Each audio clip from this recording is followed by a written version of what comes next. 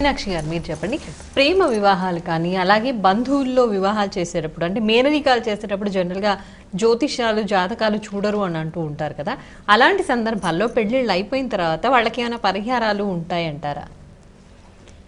పరిహారాల కన్నా అంటే జ్యోతిష్యం చూడకూడదు, ఈ మేళాపకం చూడకూడదు అంటానికి కారణం ఏంటంటే, ముందు ప్రేమ వివాహాల దగ్గరికి వద్దాం.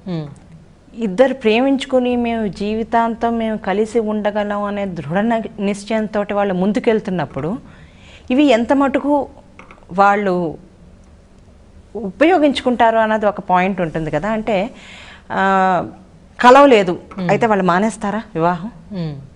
మానరు కదండి. అట్లాగే బంధువుల్లో వివాహాలు, అక్కడ కూడా చిన్నప్పటి నుంచి కలిసి పెరిగిన వాళ్ళు కలిసే ఉంటారు అన్న నమ్మకంతో ముందుకు వెళ్ళేటప్పుడు ఎంత మటుకు ఇవి ఈ పొంతంలో అవసరం అన్నది అక్కడ చూడాల్సిన విషయం. అంతే తప్ప చూడకూడదు అనటానికి ఇదే కారణం, అంతకన్నా ఏమీ లేదు. అవి మేళాపకం చూడటానికి వస్తే మాత్రం ఈ పాయింట్స్ ఇవి అందరికీ వర్తిస్తాయండి. కానీ ఈ రెండు విషయాల్లో ఎందుకు వద్దన్నారంటే వాళ్ళ నమ్మకంగా ముందు అడుగు వేస్తున్నారు కాబట్టి అక్కర్లేదు అన్నమాట అన్నారు. బాగుంది.